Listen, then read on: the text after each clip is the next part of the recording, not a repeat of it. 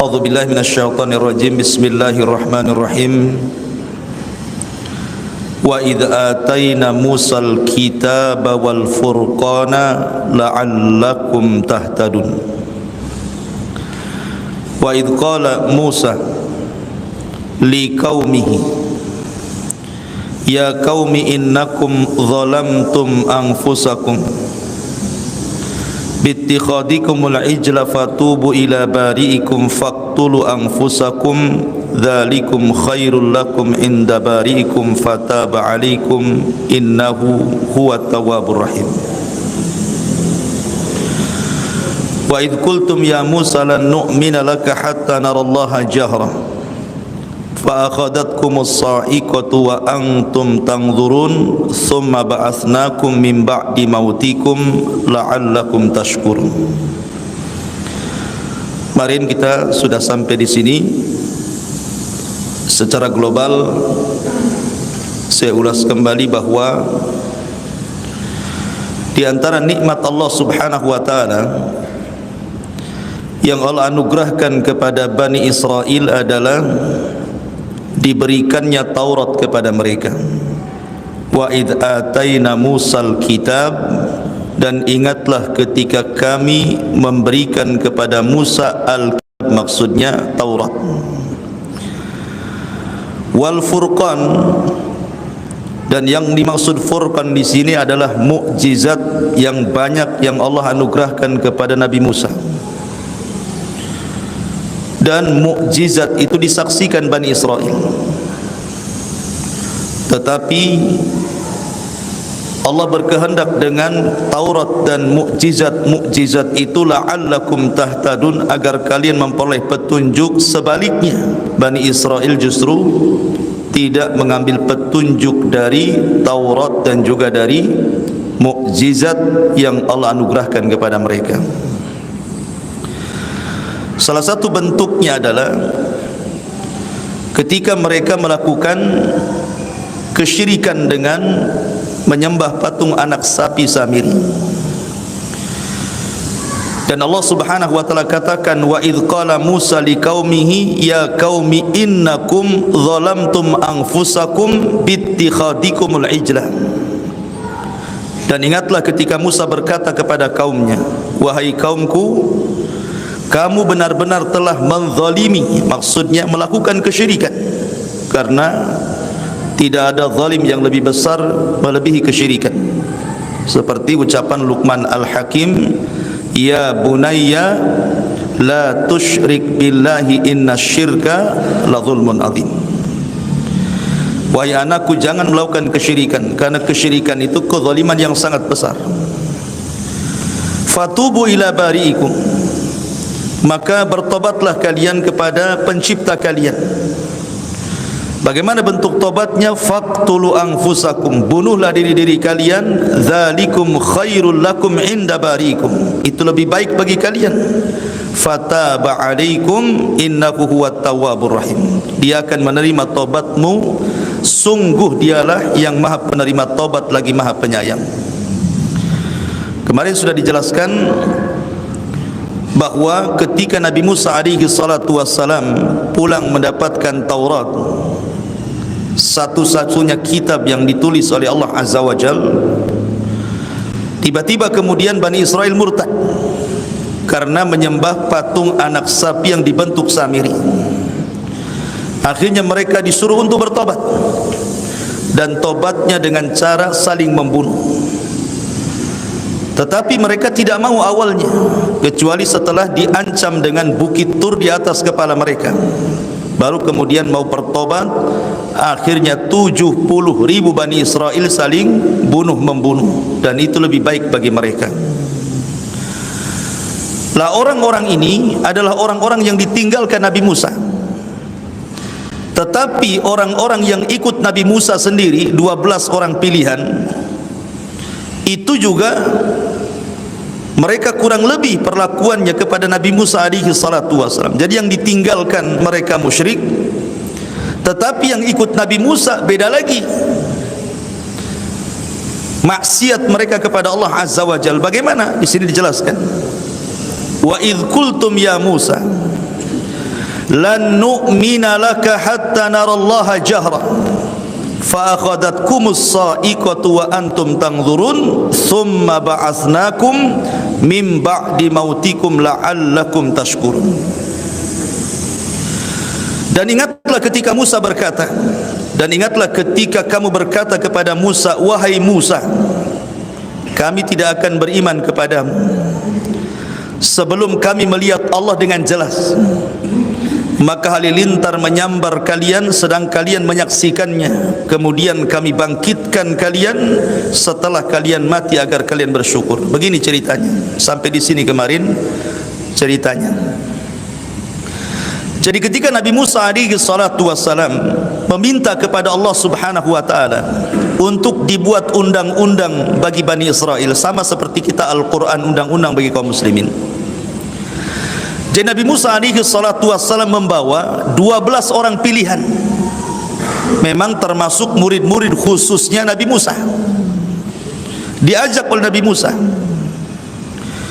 Kemudian setelah dekat dengan Bukit Tur,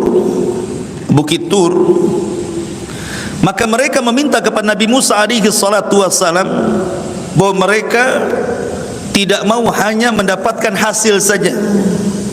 Maksudnya bukan hanya sekedar Musa mendapatkan Taurat kemudian mereka membacanya dan melihatnya. Tidak mau hanya sebatas itu. Mereka ingin menyaksikan bagaimana Allah Subhanahu wa taala berjumpa dengan Nabi Musa. Terang-terangan Allah itu tampak di hadapan Nabi Musa dan mereka melihatnya. Dan ini kan sesuatu mustahil. Jangan lagi mereka. Nabi Musa pernah meminta kan sama. Nabi Musa pernah meminta kepada Allah Subhanahu wa taala agar Allah Subhanahu wa taala menampakkan dirinya kan. Tetapi Allah Subhanahu wa taala tidak menolak permintaan Musa, tetapi Allah hanya mengatakan lan tarani, engkau tidak bisa melihatku. Kemudian Allah Subhanahu wa taala mengatakan kepada Musa, walakin dur ilal jabal fa in istaqarra makanah fasawfa tarani. Tetapi lihatlah bukit berbatu itu wahai Musa. Kalau bukit berbatu itu tidak bergoncang, tidak hancur, pasti kau akan melihat aku. Maka Allah katakan falamma tajalla rabbuka lil jabali ja'alahu dakka wa sara Musa sa'iqa. Ketika Allah Subhanahu wa taala menampakkan dirinya kepada bukit berbatu itu, tiba-tiba bukit itu hancur. Dan karena dahsyatnya kehancuran bukit itu menjadikan Musa pingsan. Setelah Musa siuman, dia mengatakan tubtu ilaika, aku bertobat kepadamu ya Rabb, wa ana awwalul muslimin, dan saya cukup taat, dan wa ana awwalul mu'minin, cukup beriman saja. Artinya Musa sendiri tidak bisa melihat Allah kan? Tidak bisa melihat Allah. Tetapi masalahnya di sini orang-orang pilihan Nabi Musa ini meminta permintaan yang sama dengan Nabi Musa. Kok mereka kemudian dihantar halilintar sampai mati, tapi Musa tidak? Apa bedanya di sini? Orang-orang ini kan meminta kepada Nabi Musa dan mengatakan, ya Musa lan nu'mina laka hatta narallaha jahra. Wahai Musa, kami tidak akan beriman dengan kenabian sampai kami melihat Allah dengan jelas. Apa yang terjadi? Fa akhadhatkumus sa'iqatu wa antum tanzurun. Allah kirim halilintar, akhirnya membunuh mereka semua. Tapi ketika Musa meminta kepada Allah, Allah tidak kirim halilintar. Apa bedanya? Bedanya kalau orang ini, orang-orang pilihan Nabi Musa ini meminta kepada Musa untuk melihat Allah dengan jelas karena mereka inat. Mereka tidak ada niat baik. Tidak ada niat baik Bani Israel untuk melihat Allah Subhanahu wa taala. Hanya ingin istihza saja, mengolok-olok Nabi Musa. Tetapi permintaan Musa alaihi salatu wassalam bukan itu. Dia hanya kecintaan dia kepada Allah Subhanahu wa taala sehingga ingin melihat Allah, hanya itu saja. Sehingga hukumannya pun berbeda. Orang-orang yang minta diperlihatkan Allah, Allah kirim halilintar sehingga membunuh mereka semuanya. Tetapi Musa tidak. Karena Musa hanya kecintaan kepada Allah Azza wa Jalla, hanya ingin melihat itu saja. Makanya Allah azab orang-orang ini dan Allah tidak mengazab Nabi Musa. Kemudian Allah katakan, "Tsumma ba'atsnakum min ba'di mautikum la'allakum tashkurun." Setelah mereka Allah binasakan dengan halilintar itu, kemudian Allah bangkitkan kembali mereka setelah kematian mereka. Dan ini kuasa Allah Subhanahu wa taala bisa menghidupkan setelah kematian. Makanya sering saya katakan dalam surah Al-Baqarah ada 5 perkara yang menunjukkan kuasa Allah Subhanahu wa taala menghidupkan dari kematian. Pertama, kisah ini. Kisah Bani Israel yang meminta, diperlihatkan Allah dengan jelas, kemudian mereka dibinasakan, mereka dibunuh, kemudian dihidupkan kembali. Kemudian yang kedua, kisah Baqarah Bani Israel. Kisah sapi betina Bani Israel ketika ada seorang pejabat mati, kemudian ingin mencari siapa pembunuhnya. Kemudian mereka datang kepada Musa untuk disingkap kasusnya. Maka Musa berdoa kepada Allah, kemudian Allah perintahkan untuk menyembelih sapi betina. Tapi bukannya mereka langsung menyembelih, banyak tanya, apa warnanya, bagaimana usianya, macam mana sapi betinanya, macam-macam mereka tanya. Hampir-hampir mereka tidak bisa melakukannya. Tapi setelah kemudian mereka berhasil melakukannya, kemudian Musa pun menyuruh menyembelih sapi betina itu, kemudian memukulkan sebagian badannya kepada orang mati, tiba-tiba hidup. Tapi hidup sesaat, hanya menunjukkan siapa pembunuhnya, kemudian mati lagi. Ini kasus kedua. Kasus ketiga, kisah Nabi Hazkiel.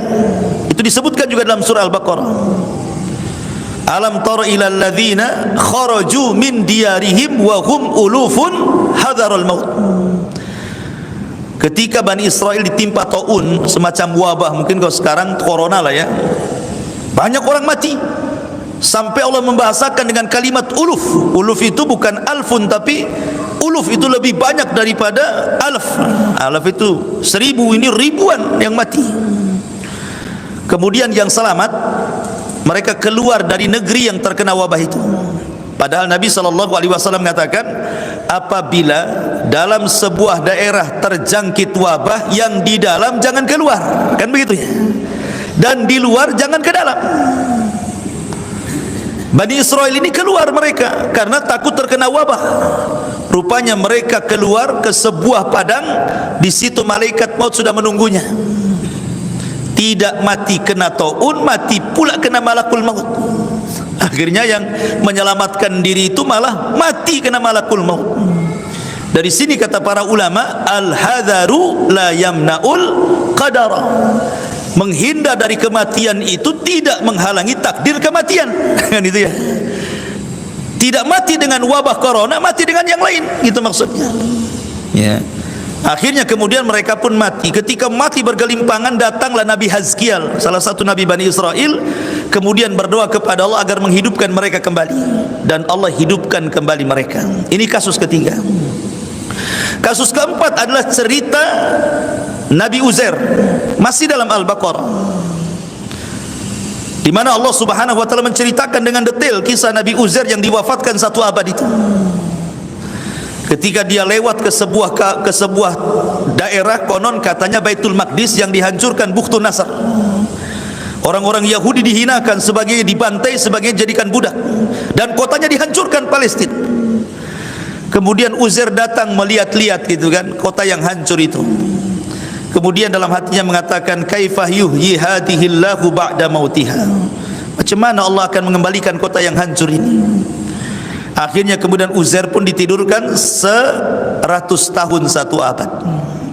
Yang ingin saya ceritakan, Uzair itu membawa makanan dan juga menunggang keledai. Keledainya ditambatkan, makanannya ditaruh di sebelahnya. Ketika 1 abad dia bangun, makanannya tidak berubah sama sekali, lam yatasannah, tidak berubah. Keledainya yang mati, tinggal tulang-tulangnya saja. Kemudian Allah Subhanahu wa taala ingin menunjukkan bagaimana Allah mampu menghidupkan setelah kematian. Maka Allah rangkai lagi tulang bululang keledai itu, kemudian datang dagingnya entah dari mana, datang kulitnya nempel lagi, tiba-tiba dihidupkan dan bersuara seolah-olah kiamat mau bangkit. Artinya apa? kecil bagi Allah menghidupkan sebuah kota yang hancur. Allah saja mampu menghidupkan keledai setelah kematiannya. Akhirnya Uzair pun melihat kuasa Allah. Setelah kemudian dia melihat kota yang sebelumnya mati, tiba-tiba hidup kota itu, ramai lagi. Dan itu menunjukkan ala kulli syai'in qadir, Allah itu atas segala sesuatu mampu. Jadi keledai dari kematian bisa dihidupkan oleh Allah. Kemudian kisah yang terakhir, yang kelima, kisah Ibrahim ketika disuruh menyembelih 5 ekor burung. Kemudian masing-masing bagian burung diletakkan di gunung-gunung. Kemudian Allah mengatakan summad'uhunna ya'tinaka sa'ya. Panggil burung-burung itu, maka mereka akan merangkai kembali dan tidak tertukar, dan mereka akan datang kepadamu. Dari 5 kisah kematian kemudian dihidupkan kembali ini juga ada faedah bahwa Allah Subhanahu wa taala mampu membangkitkan manusia pada hari kiamat. Di dunia saja Allah bisa membangkitkan orang mati, apalagi nanti ketika tiupan sangkakala kedua Israfil yang disebut dengan yaumul ba'tsi wan nusyur, hari kebangkitan. Allah lebih mudah menciptakan kedua kalinya dibandingkan menciptakan pertama kalinya. Baik, di sini Allah Subhanahu wa taala ceritakan summa ba'atsnakum mim ba'di mautikum la'allakum tashkurun. Kemudian kami bangkitkan kembali kalian agar kalian bersyukur. Bersyukurkah mereka? Rupanya tidak. Degilnya Bani Israel itu sudah jelas-jelas dimatikan, dihidupkan kembali ya. Bukannya malah bertobat, makin israr terus menerus di dalam kekufuran. Ma'asyiral muslimin yang dimuliakan Allah Azza wa Jalla. Kemudian Allah mengatakan kisah lain, wa dhallalna 'alaikumul ghamama wa anzalna 'alaikumul manna wassalwa kulu min thayyibati ma razaqnakum wa ma zalamuna walakin kanu anfusahum yadhlimun. Dan kami menaungi kamu dengan awan, dan kami menurunkan kepadamu manna dan salwa. Makanlah dari manna dan salwa itu rizki yang baik dari Allah yang telah kami berikan kepada kalian. Maka tidak mendolimi, mereka tidak mendolimi kami, tetapi justru merekalah yang mendolimi diri mereka sendiri. Ma'asyiral muslimin yang dimuliakan Allah Subhanahu wa taala, di sini ada kisah menarik. Jadi kisah ini adalah kisah daripada Yusa ibn Nun. Jadi kisah ini kisah Yusa ibn Nun. Tapi sebelumnya, sebelum saya masuk kepada kisah Yusa ibn Nun ini, jadi Bani Israel ini mereka berhasil diseberangkan oleh Musa dari kejaran Firaun. Kemudian mereka sudah mendekati Palestina. Artinya mereka itu sudah dekat dengan Baitul Maqdis, tetapi terhalang oleh sebuah kota namanya Ariha. Kota tertua di dunia namanya Ariha. Lah Ariha ini dikuasai oleh orang-orang Amalikoh. Orang-orang Amalikoh ini orang keturunan dari kaum Ad. Orangnya besar-besar. Kaum Ad kan ma'ruf ya. Kaum Ad, kaum Samud itu kan orangnya besar-besar. Dan pemimpinnya namanya Uwaz ibn Unuk. Uwaz ibn Unuk, raksasa ya, besar badannya. Jadi kaum Amalikoh itu besar-besar karena mereka keturunan kaum Ad, orang Arab. Dari sini kita menunjukkan bahwa sebenarnya Palestina ini kalau mengurut kepada sejarah, orang yang pertama menduduki Palestina itu bangsa Arab, bukan orang Yahudi. Jadi kalau sekarang orang-orang Yahudi kemudian hendak mencaplok Palestina, kemudian mereka hendak membuat Palestina itu jadikan kota mereka, Baitul Maqdis mau dijadikan ibu kota rayanya orang-orang Israel, itu tidak benar. Mereka itu menjajah. Tapi mereka memutarkan sejarah seolah-olah mereka pemilik Palestina dan Baitul Maqdis. Tidak. Yang pertama kali menempati Palestina itu orang-orang Amalikoh. Orang Amalikoh itu turunan Ad dan mereka orang Arab. Jadi orang Arab yang berhak dengan tanah Palestina ya. Lah Musa ini harus menghadapi mereka. Ini kan orang yang raksasa-raksasa nih, besar-besar orangnya, keturunan Ad. Lah di situ melihat pasukan Musa banyak juga, orang-orang Amalikoh, orang-orang Jababirah ini ya sedikit ciut juga sebenarnya, sama-sama takut gitu. Jadi orang Amalika juga takut sama Musa dan Bani Israel. Bani Israel pun takut sama mereka. Ya. Jadi di tengah-tengah orang Amalika ini ada orang yang mustajabud doa. Kalau berdoa mustajab doanya.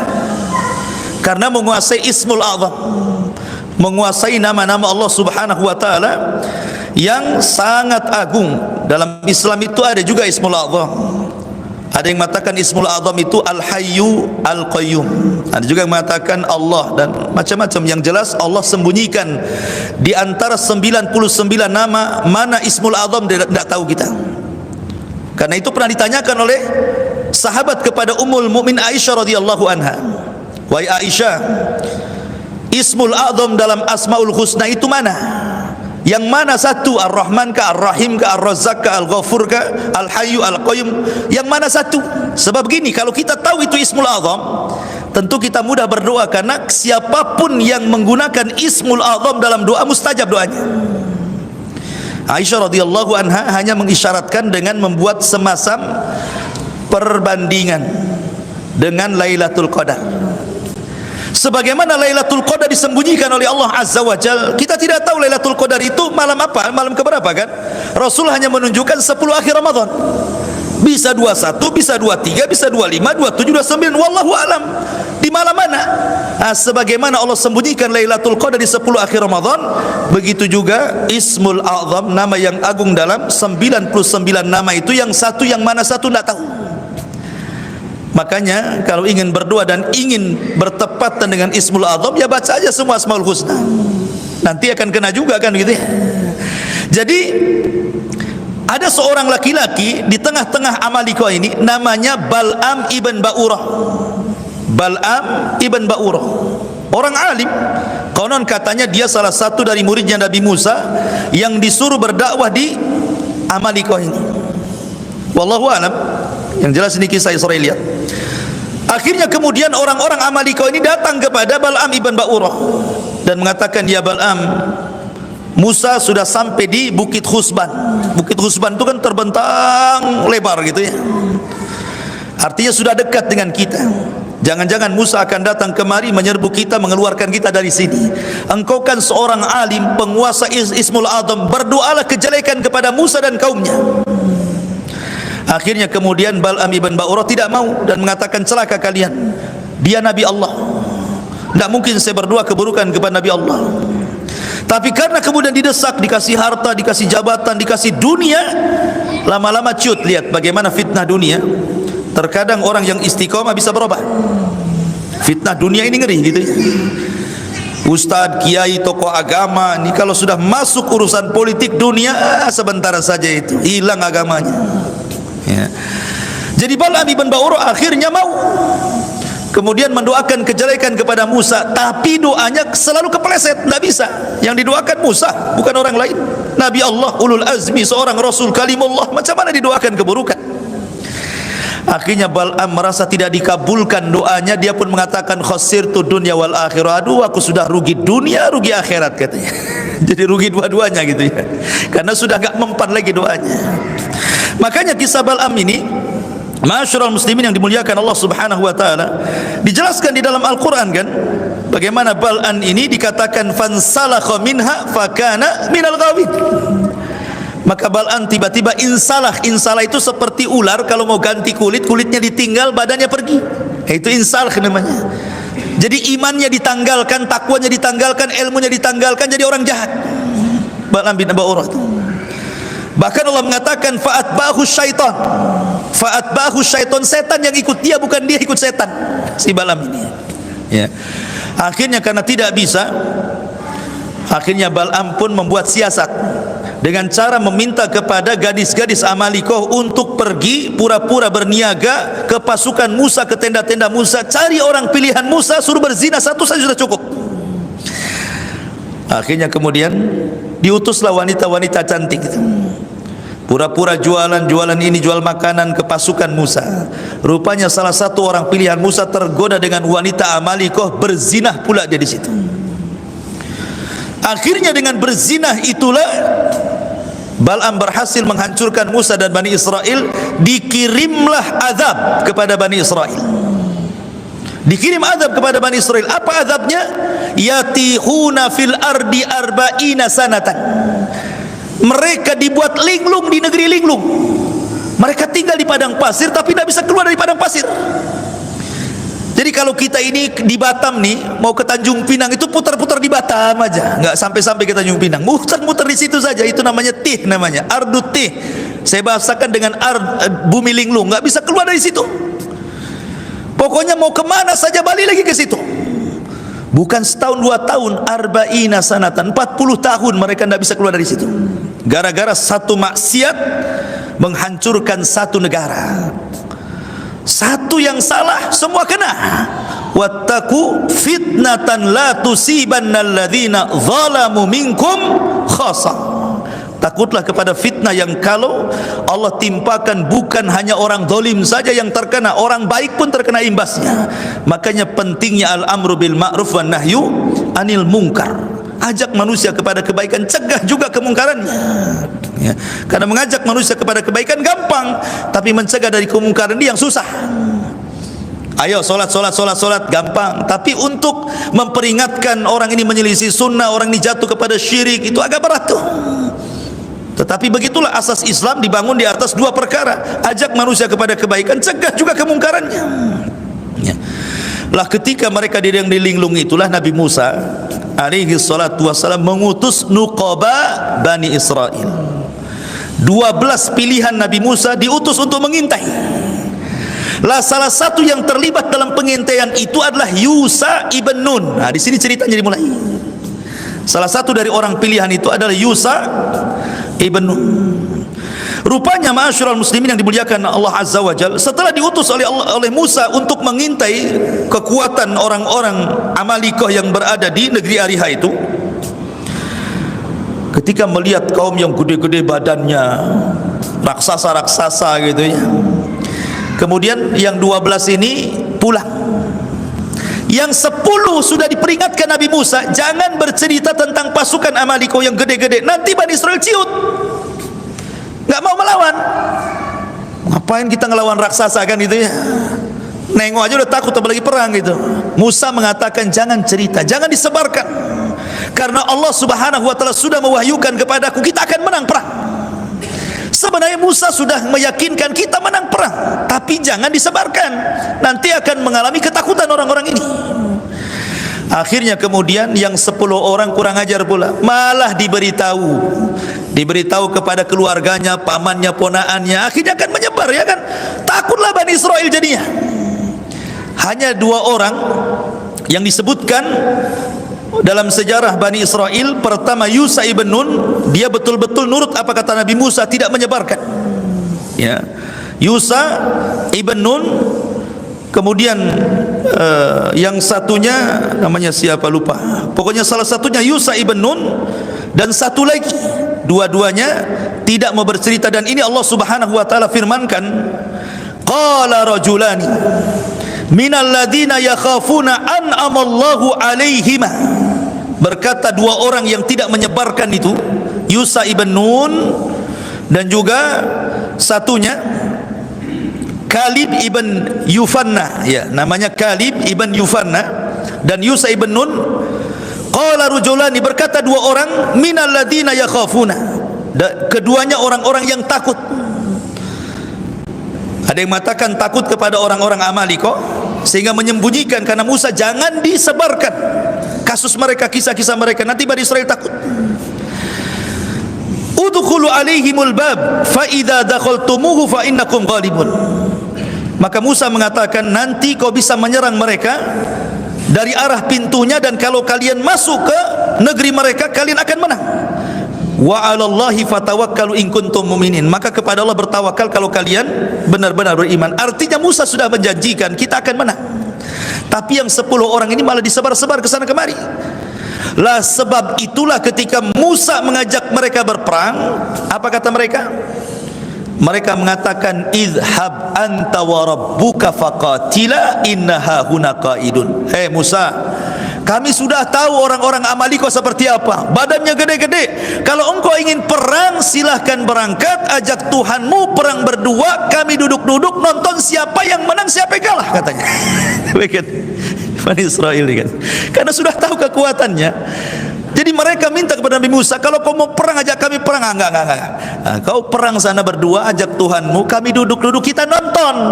Nanti siapa yang kalah, siapa yang menang, nanti kita akan bergerak, katanya. La haula wala quwata illa billah.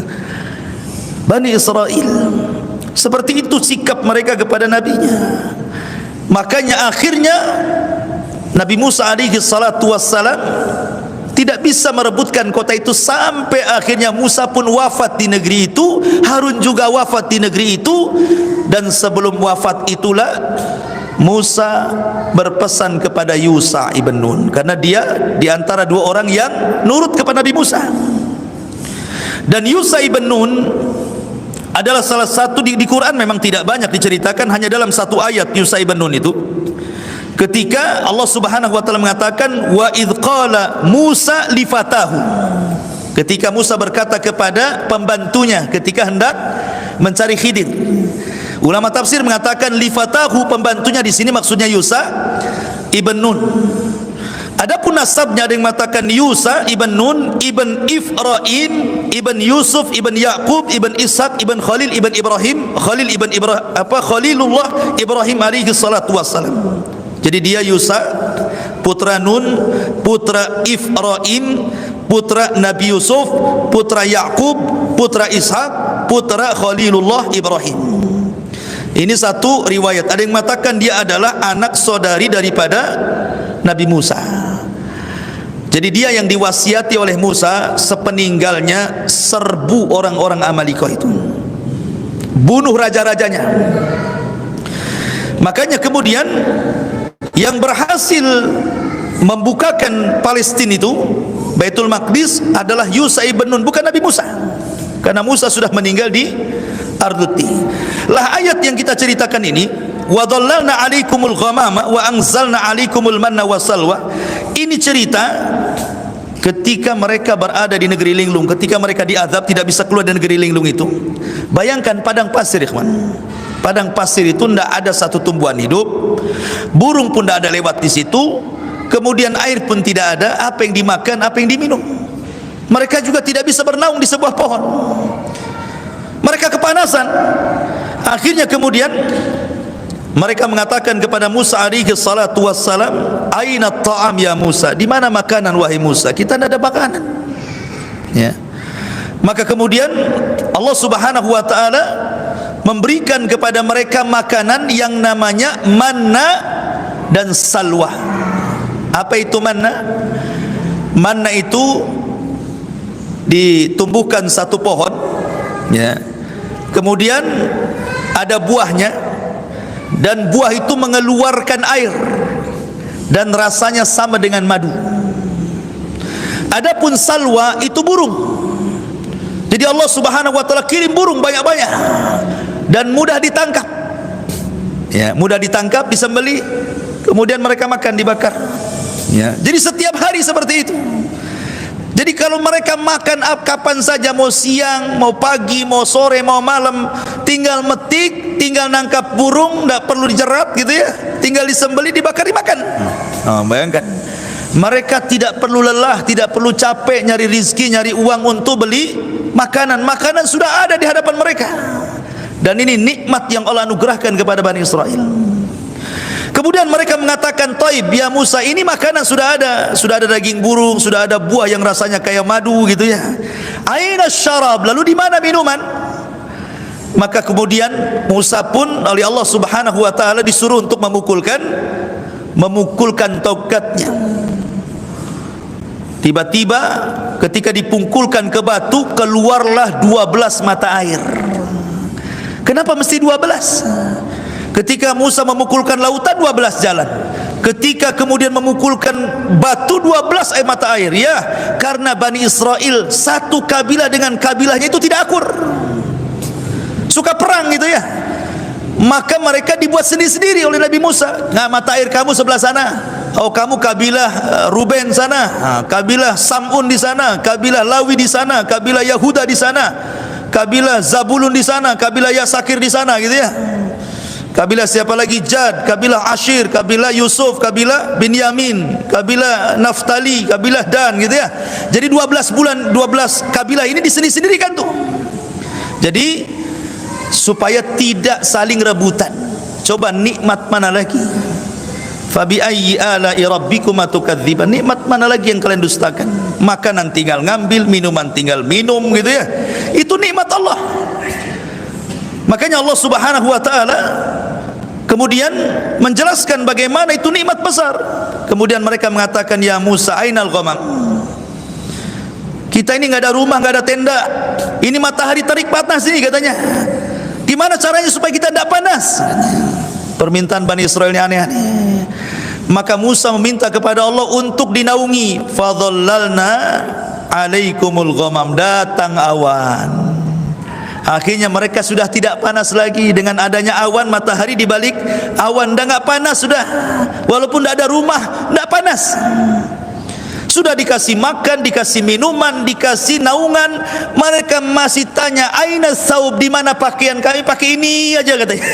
Subhanallah, Bani Israel minta semua sama Nabi Musa, diberi. Akhirnya turun pakaian itu tidak pernah usang, tidak pernah robek.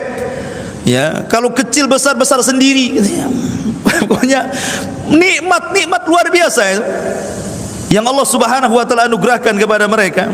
Wa dhallalna 'alaikumul ghamama wa anzalna 'alaikumul manna wassalwa. Kulu min thayyibati ma razaqnakum. Makan, ini makanan baik kami rizkikan kepada kalian. Wa ma dhalamuna walakin kanu anfusahum yadhlimun. Mereka tidak mendolimi kami, tetapi mereka sedang mendolimi diri mereka sendiri. Bagaimana mereka mendolimi dengan nikmat Allah? Nanti ada kisahnya. Mereka bosan makan ini terus. Mereka minta yang lain, kalau bisa sayur-sayuran, bawang-bawangan, nanti ada ceritanya. Tetapi yang jelas bahwa nikmat Allah berikan kepada mereka, tapi mereka kaum yang suka mendolimi diri mereka, tidak bersyukur akan nikmat Allah Azza wa Jalla. Kemudian Allah Subhanahu wa taala berkisah dengan yang lain. Wa idh qulna dkhulu hadhil qaryah. Ini kita masuk kepada kisah Yusha ibn Nun tadi. Wa idh qulna dkhulu hadhil qaryah fakulu minha haitsu syi'tum ragada wadkhulul baba sujjadan wa qulu hittatun naghfir lakum khatayakum wa sanazidul muhsinin. Dan ingatlah ketika kami berfirman, masuklah ke negeri ini, maksudnya Baitul Maqdis, maka makanlah dengan nikmat dari berbagai macam makanan yang ada di sana sesukamu, dan masukilah pintu gerbangnya sambil membungkuk, dan katakanlah, bebaskanlah kami dari dosa-dosa kami, niscaya kami ampuni kesalahan kalian, dan kami akan menambah karunia bagi orang-orang yang berbuat baik. Jadi ketika Musa sudah wafat, Harun sudah wafat, kemudian Musa mewasiatkan kepada Yusha ibn Nun agar memimpin Bani Israel, dan generasi pengecut sudah mati, datang generasi pemberani. Generasi pemberani datang. Maka Yusha ibn Nun kemudian menggerakkan pasukan untuk menggempur Ariha, karena itu syaratnya supaya Baitul Maqdis dikuasai. Maka kemudian ketika Yusha ibn Nun memimpin pasukan melawan orang-orang Amalika, penguasa Ariha yang dipimpin oleh Uwais ibn Unuk, itu berhasil. Masalahnya peperangan sengit itu terjadi di hari Jumat. Peperangan sengit itu terjadi di hari Jumat, sementara waktu sudah mendekati terbenamnya matahari. Bagi orang-orang Bani Israel, khususnya orang-orang Yahudi, hari Sabtu itu hari sakral, tidak boleh ada perang. Siapa yang perang terkena azab nantinya. Jadi mereka menjadikan hari Sabtu sakral. Maka Yahudi itu mereka memuliakan hari Sabtu, Nasrani hari Ahad, Muslim hari Jumat, harinya masing-masing. Tetapi yang memilih hari Sabtu mereka sendiri. Orang Yahudi memilih sendiri hari Sabtu, orang Nasrani memilih sendiri hari Ahad, orang Islam tidak memilih, Allah yang pilihkan hari Jumat. Karunia dari Allah Azza wa Jalla kita punya hari Jumat. Dan hari Jumat itu hari mulia, bukan hari serem, apalagi Jumat Kliwon. Ya, Jumat itu hari mulia, hari Id setiap minggu kita. Jadi ketika melihat matahari sudah mau tenggelam, kok perang nggak dimenang-menangkan nih, gimana ceritanya nih? Maka Yusha ibn Nun meminta kepada Allah Azza wa Jalla untuk menghentikan matahari.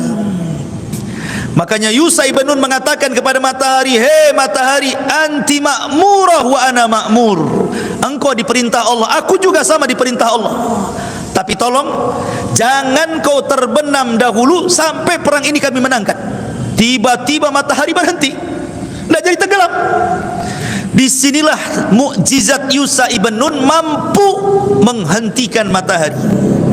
Makanya Nabi SAW mengatakan kepada Yusha ibn Nun, tidak ada satu manusia pun yang mampu menghentikan matahari kecuali kepada Yusha ibn Nun, kata Nabi. Itu mukjizatnya. Mukjizat Yusha ibn Nun itu bisa menghentikan matahari. Dia matahari nggak tenggelam sampai akhirnya perang menang, baru tenggelam mataharinya. Gitu ya. Masuk hari Sabtu, berarti sudah tidak ada larangan berperang lagi. Ya, sudah selesai perangnya kan? Berarti sudah harus berhenti, tidak boleh perang lagi. Alhamdulillah sudah menang perangnya. Maka raja-raja Amalika yang bekerja sama dengan Bal'am ibn Ba'urah semua dibantai oleh Yusha ibn Nun, sehingga Ariha dikuasai oleh Bani Israel di bawah kekuasaan Yusha ibn Nun. Lah dari Ariha ke Baitul Maqdis sudah dekat, maka Baitul Maqdis pun kemudian dikuasai. Lah sebelum masuk ke Baitul Maqdis, di sini cerita dimulai, wa id kul nadkhulu hadhil qaryah. Dan ingatlah ketika kami firmankan masuklah ke negeri ini, maksudnya Baitul Maqdis.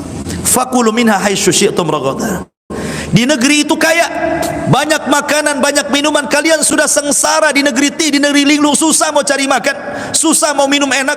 Negeri itu negeri kaya, makanan apa saja ada, kalian tinggal makan. Syaratnya dua. Yusha ibn Nun meminta Bani Israel cuma dua syarat. Ya.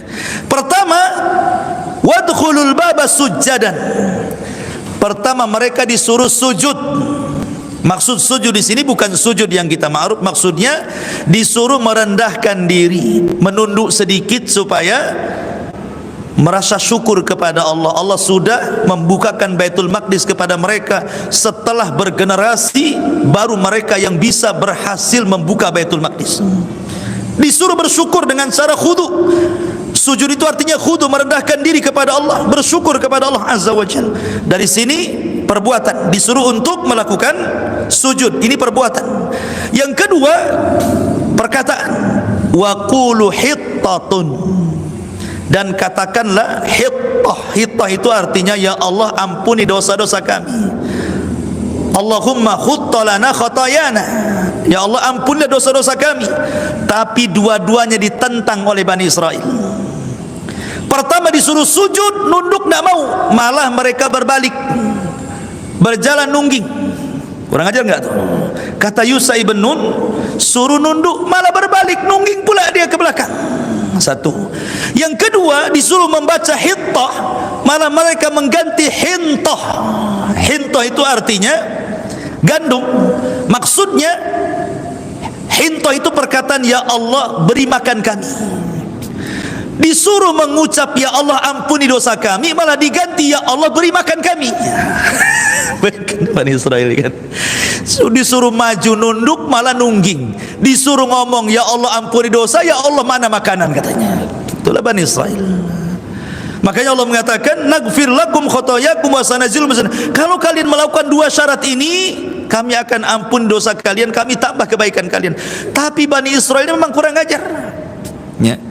Sudah Baitul Maqdis, capek-capek mereka mengalahkan Ariha dengan Amalikohnya, kemudian membebaskan Baitul Maqdis dengan mudah.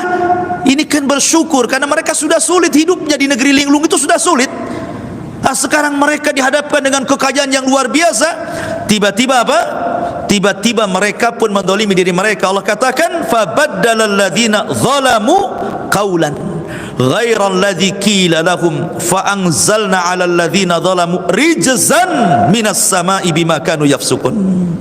Lalu orang-orang yang zalim menggantikan perintah dengan perintah lain. Disuruh hittah dibaca hintah, disuruh ya Allah ampuni dosaku malah ya Allah mana makanan. Makanya fa anzalna 'alal ladzina zalamu, Allah turunkan kepada orang-orang yang berbuat zalim rijzan, maksudnya azab. Minas sama, Allah turunkan dari langit azab. Apa azabnya? Seketika Allah kirim penyakit taun. Allah sebar wabah taun, 70.000 mati. Ketika mereka tidak mau melaksanakan dua perkara ini, langsung total Allah mengirim taun. Mati semua bergelimpangan 70.000 orang tuh. Makanya Allah mengatakan bima kanu yafsukun, karena mereka berbuat fasik, tidak menjalankan perintah nabinya, justru bermaksiat kepada nabinya. Makanya ciri khas Bani Israel yang sekarang ada pada orang-orang Yahudi, fariqan kadzabtum wa fariqan taqtulun. Sebagian kalian mendustakan para nabi, sebagian kalian membunuh para nabi. Karena ribuan Bani Israel banyak membunuh ribuan para nabi, mendustakan syariatnya seperti kasus ini. Ya, ma'asyiral muslimin yang dimuliakan Allah Subhanahu wa taala.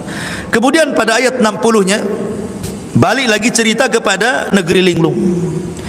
Wa idistasqa Musa liqaumihi faqul nadrib bi asaqal hajar fanfajarat min husnata asyrata ainan qad alima kullu unasim masyrabahum kulu washrabu min rizqillahi wa la ta'thaw fil ardi mufsidin. Dan ingatlah ketika Musa memohon air untuk kaumnya, lalu kami berfirman, pukullah batu itu dengan tongkatmu, maka memancarlah daripadanya 12 mata air. Setiap suku telah mengetahui tempat minumnya masing-masing. Makanlah dan minumlah dari rizki yang diberikan Allah, dan janganlah kamu melakukan kejahatan di bumi dengan berbuat kerusakan. Tetapi nikmat yang besar, air itu nikmat yang besar, ikhwan. Wa ja'alna al-ma' kulla syai'in hayyin, kami jadikan air itu segala sesuatu kan bisa hidup. Tidak ada nikmat melebihi air. Jadi Allah Subhanahu wa taala ketika menciptakan, kalau sedikit saya cerita tauhid ya, ada namanya tauhid rububiyah. Salah satu makna rububiyah adalah Allah al-Khaliq, Allah itu pencipta. Dan ketika Allah menciptakan makhluk itu ada dua. Pertama, Allah menciptakan yang disebut dengan usulul khalqi namanya, usulul khalqi. Kemudian ada furu'ul khalqi. Apa sih usulul khalqi dengan furu'ul khalqi itu? Usulul khalqi itu maksudnya Allah menciptakan asal makhluk dulu. Asal makhluk apa? Pertama Allah ciptakan arasy. Yang kedua Allah ciptakan air, di bawah arasy ada air.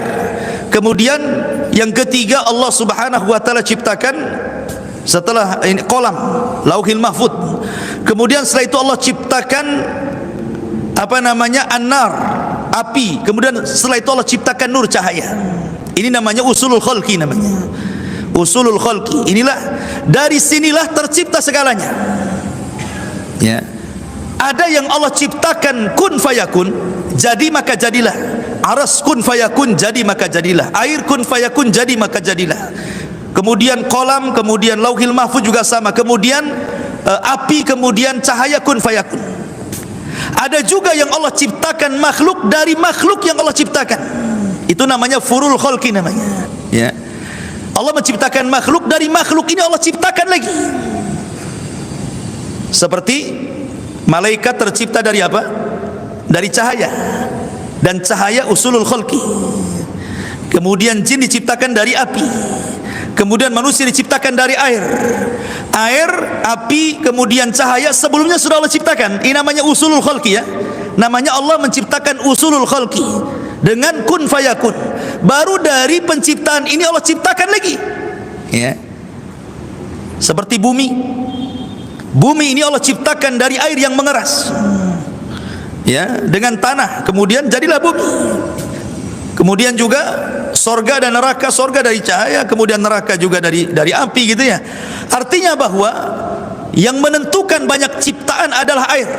Karena bumi tercipta dari air, Jin juga anak turunannya tercipta, binatang-binatang, tumbuh-tumbuhan tercipta dari air, termasuk juga manusia tercipta dari air. Makanya air itu segala sesuatu bisa hidup gitu ya, karena airnya segala sesuatu bisa hidup. Jadi nikmat Allah Subhanahu wa taala luar biasa dengan air ini. Lah Bani Israel di saat mereka haus diberikan air kan luar biasa. Orang tidak minum bisa mati sebentar saja, tapi orang tidak makan masih lama matinya. Ya, makanya Allah ini berikan nikmat yang luar biasa. Wa idistasqa Musa liqaumihi faqul nadrib bi'asakal hajar. Maka ketika Musa istisqa, minta hujan kepada Allah. Dari sini disyariatkan bagi umat Islam kalau sedang paceklik tidak ada hujan maka disuruh salat istisqa. Ada pula ilmuwan dari mana, Turki itu dari mana, tidak perlu salat istisqa katanya, itu enggak ngaruh kepada hujan. Payah orang ini gitu ya, tidak yakin dengan Allah Azza wa Jalla. Jadi ini syariat istisqa. Sejak zaman para nabi dulu ada istisqa, termasuk di zaman Rasulullah SAW ada istisqa, dan jadi syariat namanya salat istisqa. Dulu Nabi Sulaiman juga istisqa, kemudian Nabi Musa juga istisqa, kemudian di zaman Umar bin Khattab juga istisqa, datang kepada Abbas untuk mengimami salat kemudian berdoa turun hujan, ya kan? Maka Bani Israel meminta air kepada Nabi Musa, maka Musa memperlihatkan mukjizatnya. Bayangkan mata mereka melihat bagaimana Musa memukulkan batu tiba-tiba keluar air, dan itu nikmat dari Allah, mereka diberikan nabi yang luar biasa. Kemudian Allah Subhanahu wa taala ingatkan, kulu washrabu min rizqillah, makan minum dari rezeki Allah, wala ta'tsaw fil ardi mufsidin, jangan kalian melakukan kerusakan. Tapi apakah Bani Israel bersyukur? Rupanya tidak. Perhatikan nih, ini ayat terakhir baru kita tanya jawab. Mereka sudah diberikan makanan manna dan salwa, mereka sudah diberikan minuman, mereka sudah diberikan naungan, mereka sudah diberikan apa? Diberikan pakaian.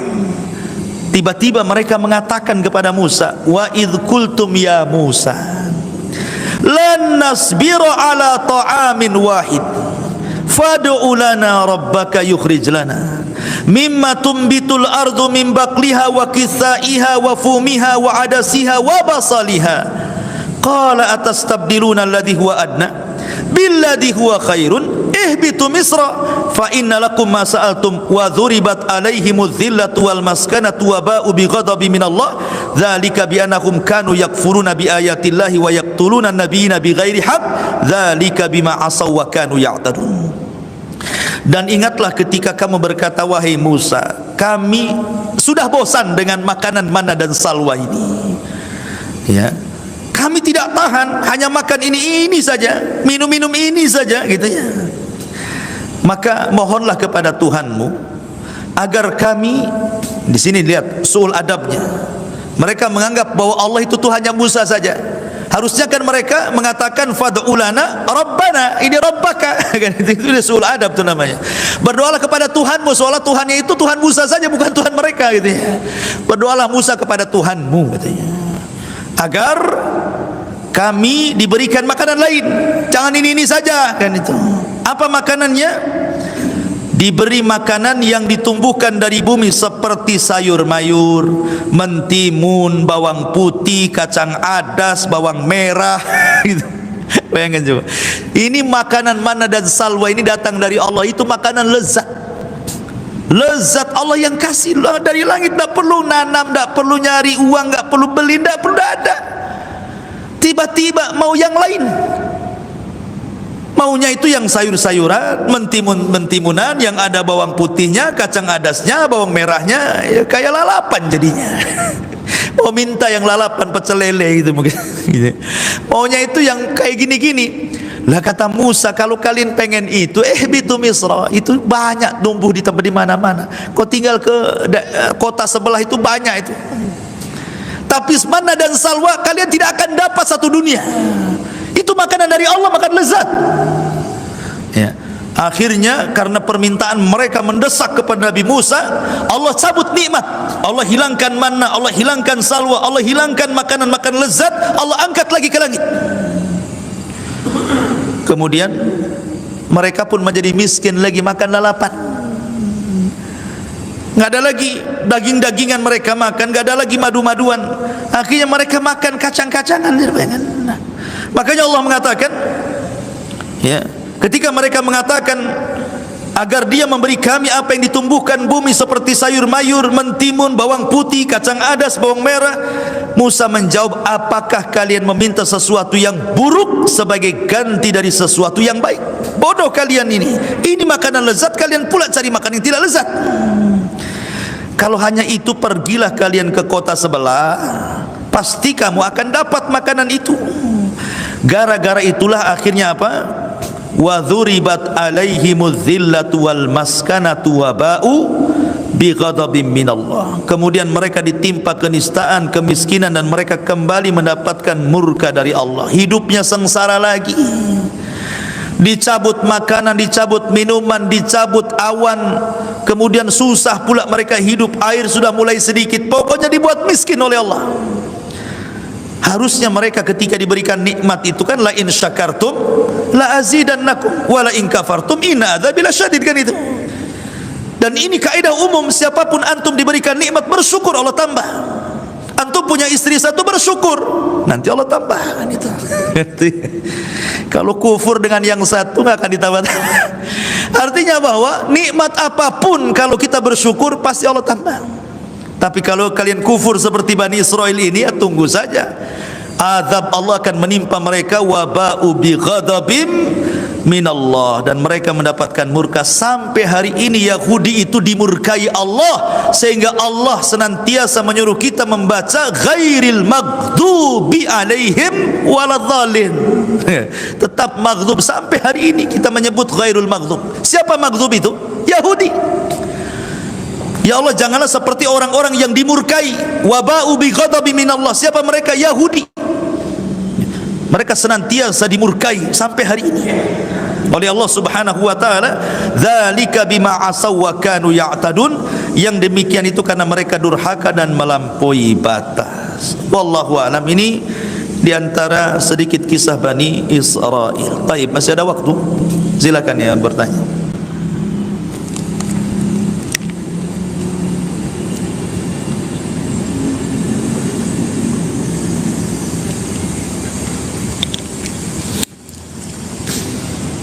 Enggak ada? Alhamdulillah.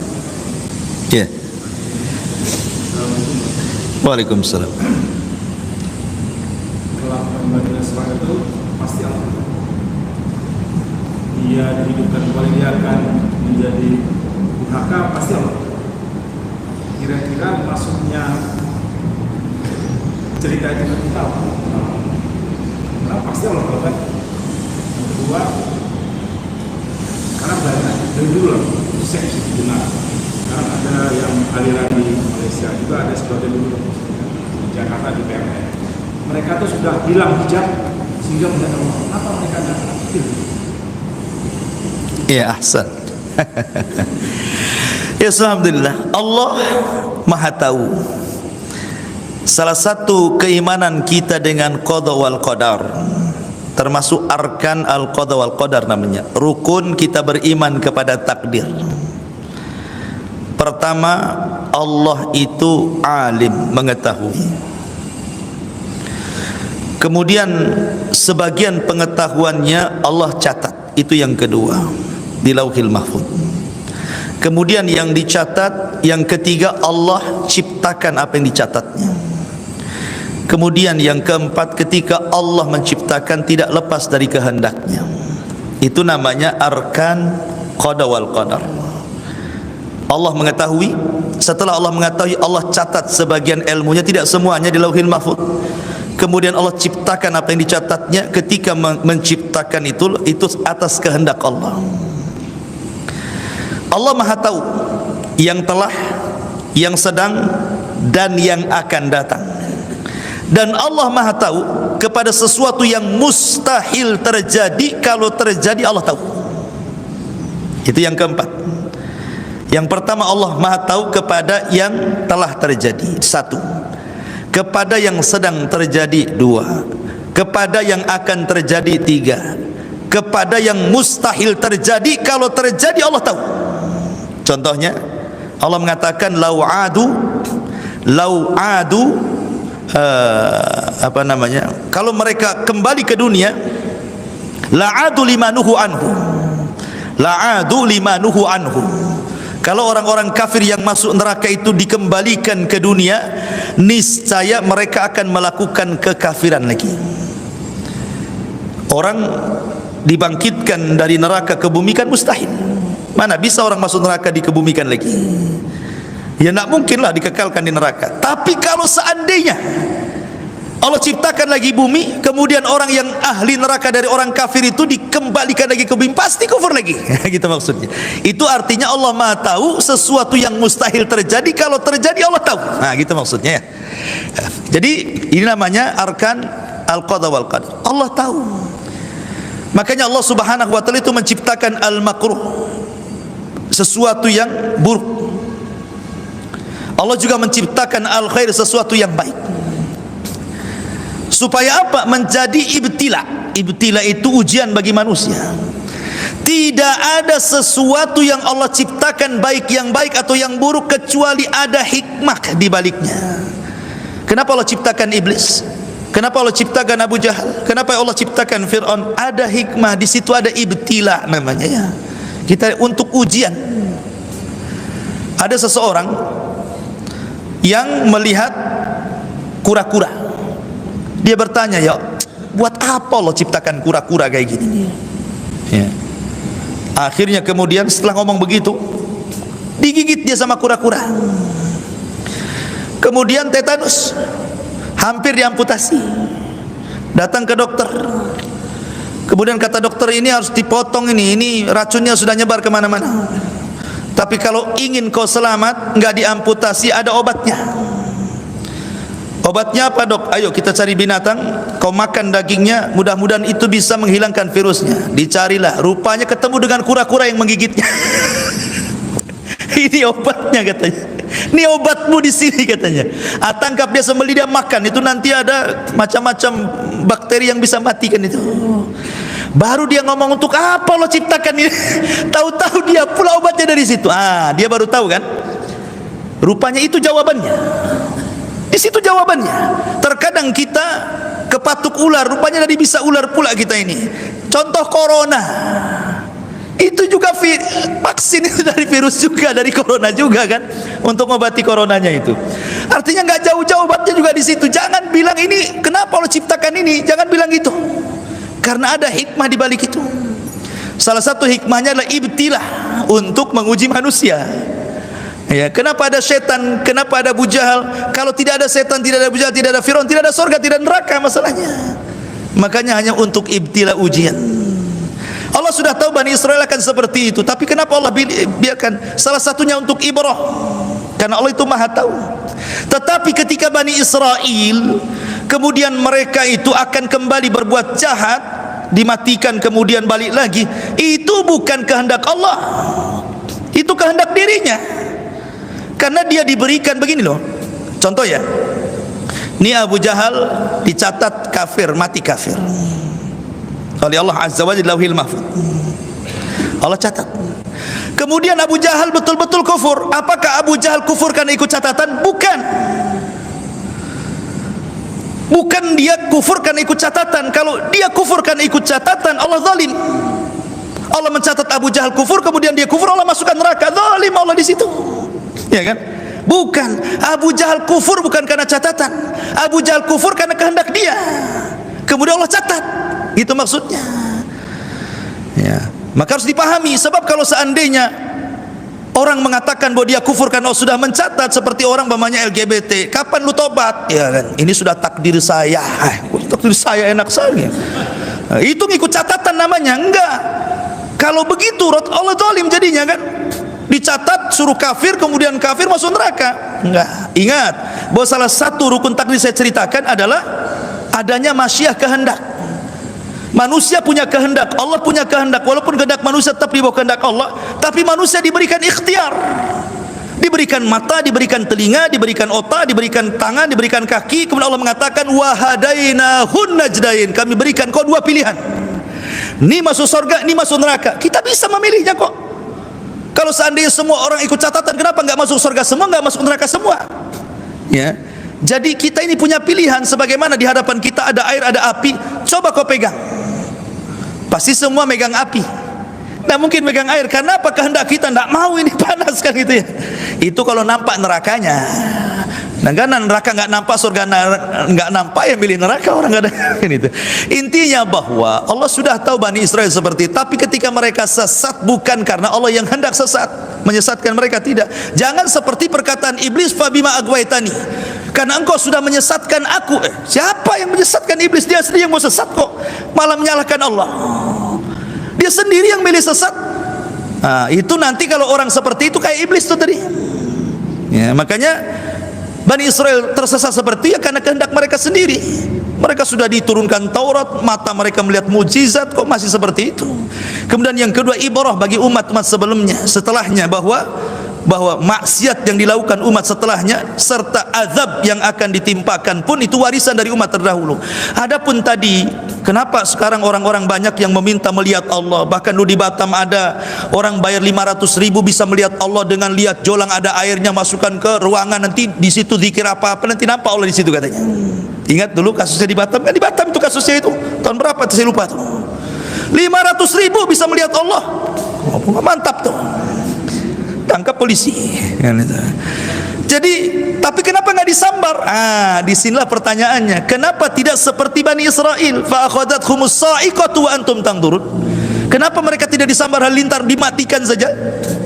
Karena Allah Subhanahu wa taala ketika mengutus Nabi sallallahu alaihi wasallam, di antara rahmat, wa ma arsalnaka illa rahmatan lil alamin, di antara rahmat diutusnya Nabi bagi orang-orang kafir, tidak diazab sebagaimana azab umat terdahulu. Itulah permintaannya. Jadi umat sekarang walaupun menentang Allah, menentang Nabinya, tidak akan diazab seperti umat yang dulu pernah diazab. Ya. Makanya kenapa diutusnya Nabi itu rahmat bagi semesta alam, bukan bagi umat Islam saja. Orang kafir pun merasakan rahmat itu, tapi mereka tidak sadar, bahkan mendustakan Nabi Allah Muhammad sallallahu alaihi wasallam. Itu masalahnya. Itu jawabannya, mungkin kurang lebih seperti itulah. Baik, cukup. Subhanakallahumma bihamdika asyhadu an la ilaha illa anta astaghfiruka wa atubu ilaik. Allahu ta'ala alam. Assalamualaikum warahmatullahi wabarakatuh.